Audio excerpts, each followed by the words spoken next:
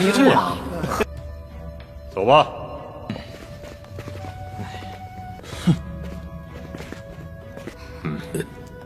出发吧。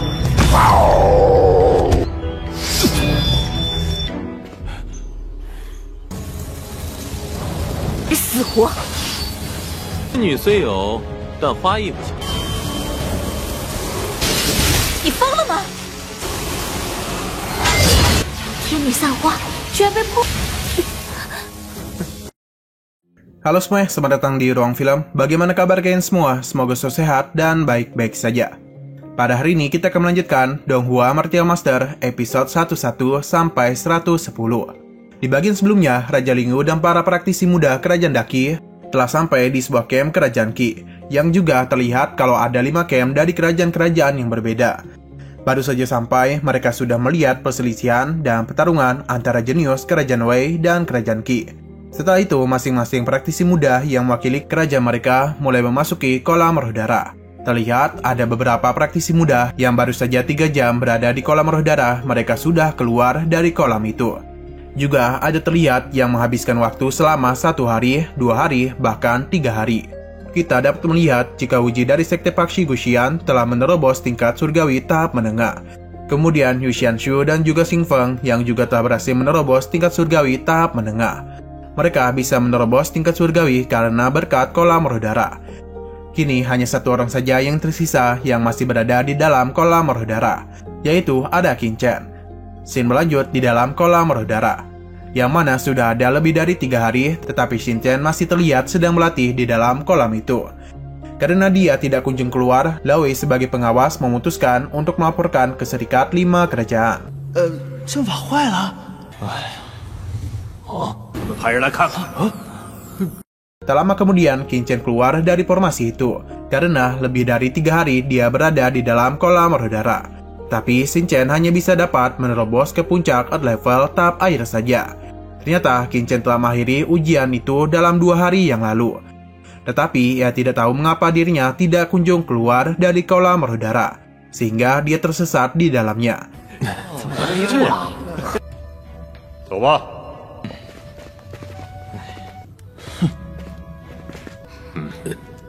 出发吧。 Di malam harinya, di dalam tenda, Wang Xingming menanyakan apakah Qin Chen benar-benar tersesat. Ia juga heran kenapa dia masih berada di Earth level tahap akhir. Kemudian, Qin Chen menjelaskan kalau seorang praktisi bela diri harus berlatih secara bertahap, karena bagaimanapun mereka harus menyusun fondasi yang lebih baik terlebih dahulu.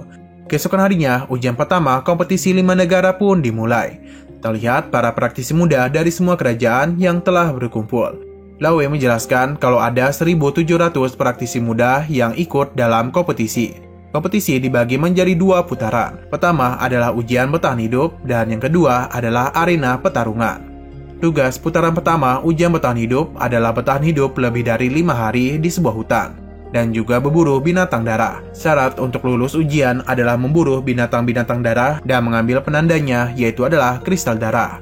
Mereka harus mengambil 3 kristal di hewan Earth level tahap akhir, 10 kristal di tingkat Earth level tahap menengah, dan juga mendapatkan kristal darah dari tingkat surgawi. Mereka juga diperbolehkan untuk mencuri kristal darah itu dari sesama peserta yang memilikinya.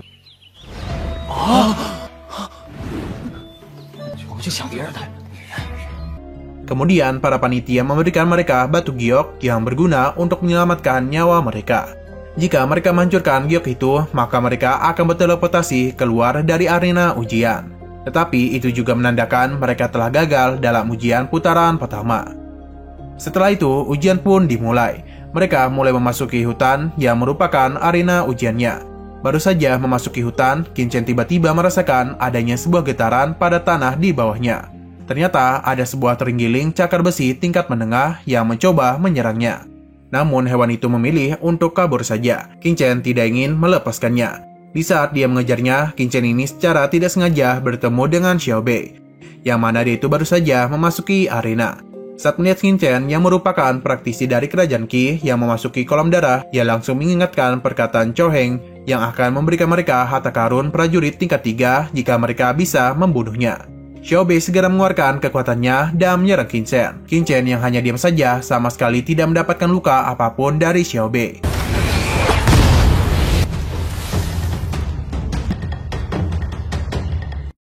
Qin Chen kemudian membalasnya dengan sebuah serangan.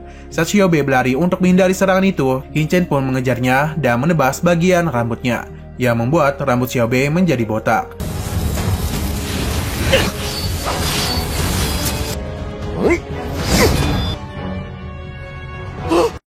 Xiaobei yang panik, ia pun kemudian lari lagi ke arah yang berbeda. Karena Qin Chen mengeluarkan jurusnya lagi, Xiaobei pun bergegas menghancurkan batu gioknya untuk keluar dari hutan itu. Di sisi lain, Chao Heng terlihat sedang memburu dan menghabisi praktisi-praktisi dari kerajaan Qi. Tetapi untung saja mereka sempat menghancurkan batu gioknya.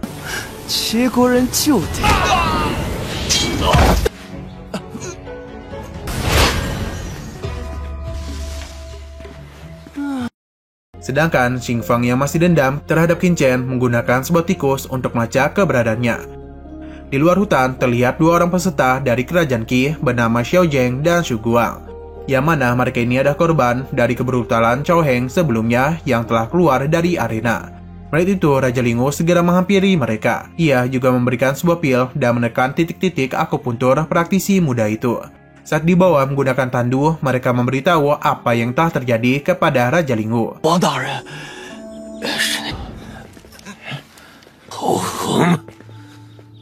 Kemudian Raja Lingu dan kerajaan Qi dihina dan diolok-olok oleh Guxing dari kerajaan Wei. Karena bagaimanapun, para praktisi muda dari kerajaan Qi kini menjadi yang pertama keluar.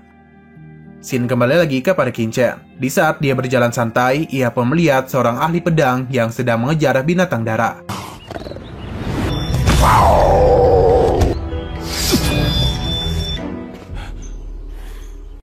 Tetapi keberadaan Qin Chen diketahui oleh orang itu. Bukannya malah melawan Qin Chen, orang itu malah berlari ketakutan melihatnya. Saat sedang berlari, ia tiba-tiba diserang secara misterius yang membuatnya seketika tewas. Kemudian terlihat seorang praktisi muda yang sepertinya dari kerajaan Wei yang telah membunuh pria sebelumnya. Ia pun mencuri kristal darah dari orang yang dia habisi. Qin Chen pun langsung menegurnya atas perbuatan itu. Dan ternyata pemuda dari kerajaan Wei itu mengenali Qin Chen. Tanpa rasa takut, Qin Chen mengajaknya bertarung. Pemuda itu pun langsung menyerang Qin Chen terlebih dahulu.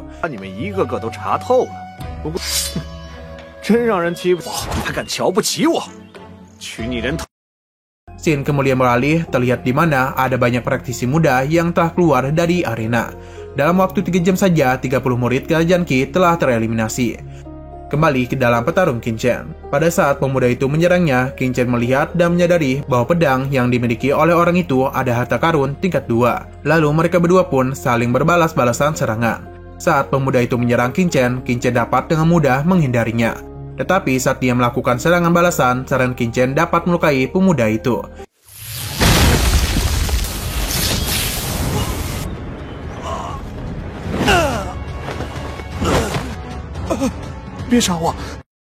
Ia pun memberikan sebuah tipuan kecil kepada Qin Chen dan menggunakan sebuah bom cahaya. Lalu ia pun segera melarikan diri. Namun Qin Chen tiba-tiba langsung menusuk perut orang itu dari belakang. Praktisi muda ini pun mengatakan kalau pangeran ketiga mereka menyuruh untuk membunuh orang-orang dari kerajaan Qi. Setelah itu, Qin Chen langsung memburu dan membunuh para praktisi muda dari kerajaan Wei. Ia bahkan telah menyingkirkan 11 orang dari kerajaan Wei. 第二个，第三个。 Qin Chen yang sedang mencari keberadaan dari kerajaan Wei tiba-tiba diserang oleh Yoshianshu. Yoshianshu ternyata masih dendam kepadanya karena Qin Chen itu telah mengintip dirinya di dalam kolam roh darah. Qin Chen segera menjelaskan dan meluruskan kesalahpahaman itu kepadanya. Tapi Yoshianshu tidak mempercayai ucapan dari Qin Chen. Yoshianshu langsung menyerangnya lagi. Namun di setiap serangan yang dia lancarkan, Qin Chen hanya menghindari dan menahan serangannya. Dia itu tidak ada niatan untuk menyakitinya. Bahkan saat Yushan Yu mengeluarkan jurus hujan Dewi Bunga, Qin Chen menahan serangan itu dengan niat pedang. Bahkan saat Yushan Shu mengeluarkan jurus hutan Dewa Bunga, Qin Chen menahan serangan itu dengan niat pedang tanpa menyakitinya. 死活！ 女虽有，但花艺不行。 你疯了吗？天女散花居然被破！ Lalu dia pun langsung pergi begitu saja. Yoshianshu yang tidak membiarkan dia lari begitu saja sampai menggunakan sebuah alat untuk melacaknya. Namun dalam waktu yang singkat itu, alat ini tiba-tiba tidak berfungsi secara mendadak. Scene beralih di mana Qin Chen sedang berlari. Ternyata ia menyadari kalau ada sebuah burung yang mengikutinya, yang mana itu adalah pelacak milik Yao Xianshu. Ia pun segera mematikannya. Setelah itu, Qin Chen bertemu dengan Jisung dan 3 pemuda kerajaan Qi lainnya, yaitu Lu, Bai Jing, dan Huang Zhang. Karena Jisung juga menyadari kalau kerajaan Wei dan sekte faksi Guoxiang telah bekerjasama sedang mengincar kerajaan Qi, ia pun meminta Qin Chen untuk bergabung bersama mereka. Tetapi dia menolak. Qin Chen juga terlihat tidak senang dengan keberadaan Lu, yang mana Lu itu adalah seorang pria bermulut besar karena selalu menghina dan mengolok-ngoloknya. 我刚还用问吗？我好不好？别跟了。 现在魏人四处追杀我大秦，可是进过血灵池的，省点功夫吧。 Mendengar ejekan Lu, Qin Chen pun memutuskan untuk bergabung supaya bisa mempermainkan si Lu yang bermulut besar itu. Saat Lu mengatakan kalau Qin Chen hanyalah sebuah sampah dan tidak lebih baik dari Xin Feng, Qin Chen pun meresponnya dan mengatakan kalau dia itu cerewet seperti wanita. Tidak terima dengan hinaan Qin Chen, Lu pun segera menyerangnya. Tetapi serangan itu ditahan oleh Jisung. Jisung juga memarahi Lu yang selalu menghina Qin Chen. Kemudian mereka pun segera melanjutkan perjalanan. 叫白净，天目城白家弟子。 秦少，哼，叫我什么？ 你是不知道，现在魏国和 Di tengah perjalanan mereka, tiba-tiba ada seekor banting api tingkat odd level tahap menengah yang menyerang mereka. Lu dengan sombong langsung menyerangnya dan membunuh banting itu. Singkat waktu, mereka telah membunuh banyak banting api itu untuk mengumpulkan kristal darah. 来，自然事半功倍。你们有没有感觉？ Tak berselang lama, tiba-tiba ada seekor serigala punggung besi yang meloncat ke arah Lu. Saat serigala itu ingin melukai Lu, Jisung pun menyelamatkannya dan mengusir serigala tersebut.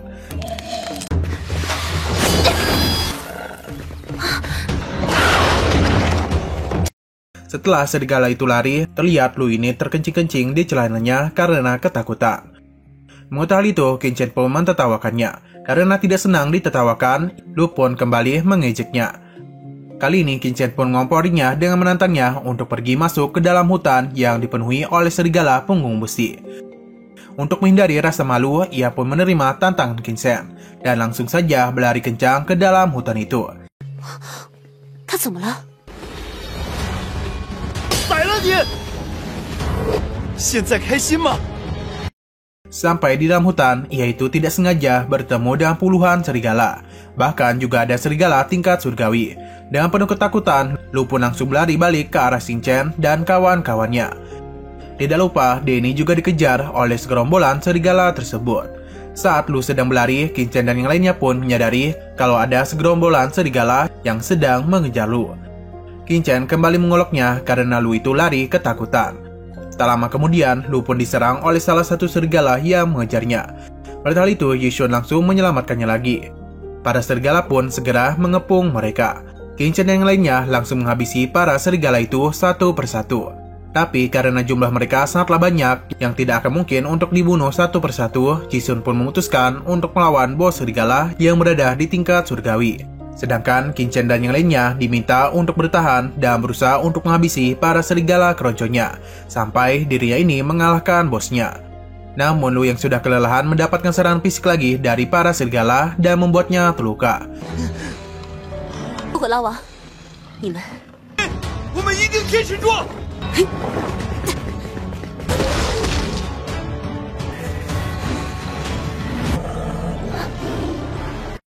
Sementara itu, bos serigala mampu menghindari serangan yang diberikan oleh Jisung, dan dia itu bahkan berhasil melukainya. Melihat Jisung yang terkena serangan, Lu masih sempat-sempatnya untuk menghina Qin Chen. Bai Jing yang juga ada di situ membela Qin Chen, dan dengan sangat beraninya, dia itu ingin menyerang bos serigala. Di saat ia terbang, tiba-tiba ada serigala yang ingin menyerangnya dari samping. Untung saja, Qin Chen yang menyadari hal itu segera menyelamatkan Bai Jing. Dia melempari serigala itu dengan batu. Serigala tersebut langsung mengamuk dan menyerang Qin Chen. Mereka semua berada di kondisi yang terdesak. Di saat Qin Chen sedang diserang oleh serigala yang mengamuk, Jisung juga diserang oleh bos serigala yang membuatnya terpental. Sedangkan Qin Chen dengan satu pukulan saja mampu menumbangkan serigala yang mengamuk itu. Kemudian beberapa serigala secara bersamaan menyerang Qin Chen. Tetapi dengan sangat cepat dia dapat menumbangkan mereka semua.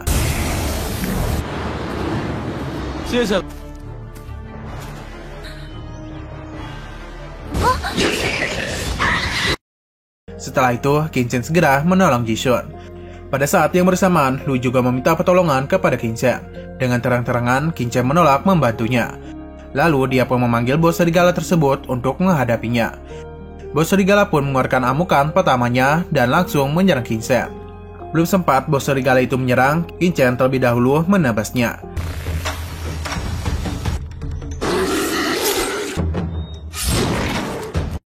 Saat mengeluarkan amukan kedua, bos serigala segera berlari ke arah Qin Chen untuk menyerangnya. Jishun yang berniat membantunya malah terpental akibat serangan bos serigala.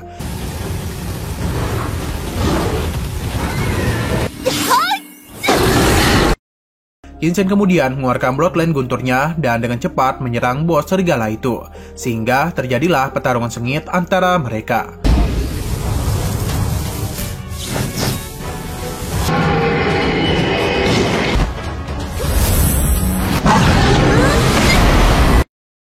Tak berselang lama, Qin Chen berhasil menaiki bos serigala itu.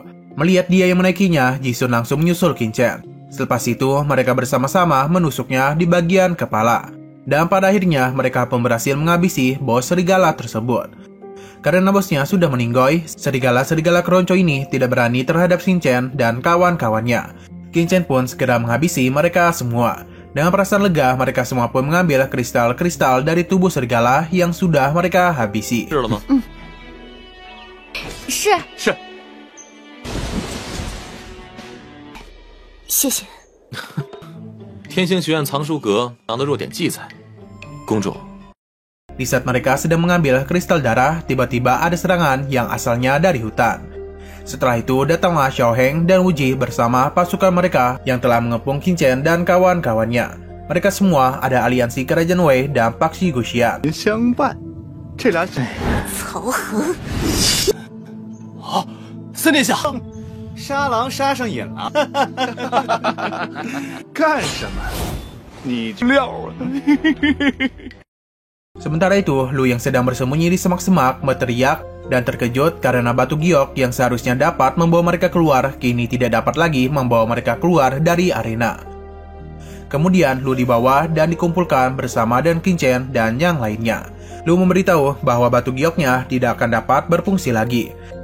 Saat Beijing mencobanya, ternyata batu gioknya benar-benar tidak berfungsi. Dengan saat berani, Jishun memerintahkan untuk melawan mereka. Dia pun segera membuka war dan langsung berhadapan dengan Xiao Heng. Mereka berdua pun bertarung dan saling bertukar serangan. Pertarungan mereka ini membuat Jishun mengeluarkan bloodline-nya yang berada di tingkat 3. Dan juga Xiao Heng yang ternyata memiliki bloodline ular iblis. 魔蛇血脉。 Tetapi pertarungan dengan mudah dimenangkan oleh Xiao Heng. Lalu Qin Chen pun turun tangan untuk melawan mereka. Salah satu bawahan Xiao Heng dengan penuh percaya diri menyerang Qin Chen. Seperti yang kita bisa lihat, semua serangannya dapat dihindari oleh Qin Chen dengan mudah. Bahkan Qin Chen dengan cepat membunuh dua bawahan Xiao Heng dalam satu gerakan saja. Setelah itu, Wu Ji menyuruh bawahannya menyerang Qin Chen dengan formasi perang. Mereka pun langsung mengelilingi Qin Chen dan menggunakan kekuatannya secara bersamaan untuk menghabisi Qin Chen. Di sisi lain, Beijing, Lu, dan Wang Zhang mereka terlihat tidak berdaya melawan pasukan aliansi dengan penuh kepanikan. Lu memutuskan untuk berlari sejauh mungkin. Belum jauh berlari, Wu Ji menggunakan senjatanya untuk membuat Lu tewas. Karena Jishun dan yang lainnya sedang terancam, Qin Chen pun terpaksa menggunakan kekuatannya. Qin Chen dengan cepat menebas mereka satu persatu dan membuat formasi perang mereka kacau balau.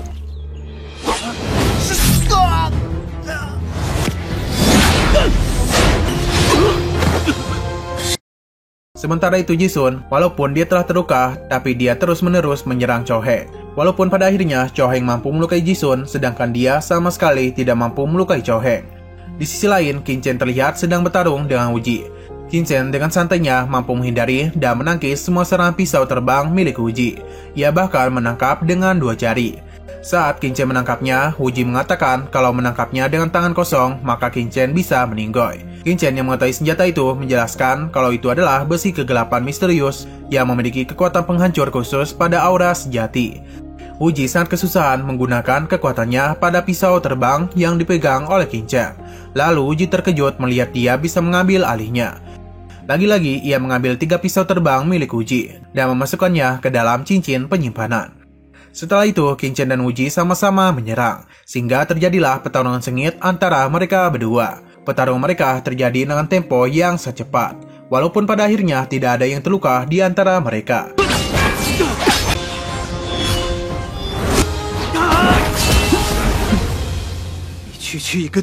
Qin Chen kemudian mulai merendahkan dan mengolok-olok kekuatan milik Wu Ji. Karena tidak terima dengan ucapan Qin Chen, ia pun dengan cepat melakukan serangan. Tetapi target serangannya bukanlah Qin Chen, melainkan Huang Zhang dan Bai Xiang. Qin Chen pun sedikit terpojok karena hal itu. Wu Ji dengan kepribadian pengecutnya hanya berani menyerang Huang Zhang dan Bai Xiang. Sehingga Qin Chen pun mulai berencana untuk menghancurkan formasi yang membuat batu giok milik mereka tidak berfungsi. Lalu Qin Chen pun berfokus mencari titik formasinya menggunakan kekuatannya. Setelah mengetahui posisinya, ia pun segera menghancurkan formasi pertama. Wu Ji sangat terkejut melihat kemampuan dari Qin Chen yang berhasil menemukan posisi formasinya. Dan ternyata Wu Ji menggunakan formasi tingkat 4. Qin Chen pun akhirnya berhasil menghancurkan formasi kedua. Huang Zhang dan Bai Zuan pun bergegas menghancurkan batu gioknya sehingga mereka bisa keluar. Scene beralih di luar arena, ternyata ujian telah berlangsung selama 3 hari dan setengah dari praktisi muda sudah tersingkir. Pada saat itu, Huang Zhang dan Bai Xian sudah berhasil keluar dari arena.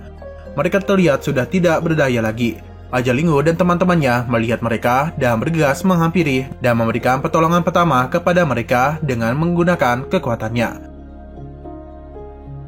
Nah, sayang sekali bagian hari ini harus bersambung dulu. Oke, sekian dulu pada video kali ini. Untuk video selanjutnya akan segera hadir. Jadi bagi kalian yang ingin mengikuti series ini, langsung klik subscribe dan aktifkan loncengnya. Oke, terima kasih yang sudah menonton video sampai habis. Jika kalian suka pada video ini, klik like dan share ke teman-teman kalian tentang channel ini. Dan ditunggu aja kelanjutannya. Oke, sampai jumpa di video selanjutnya.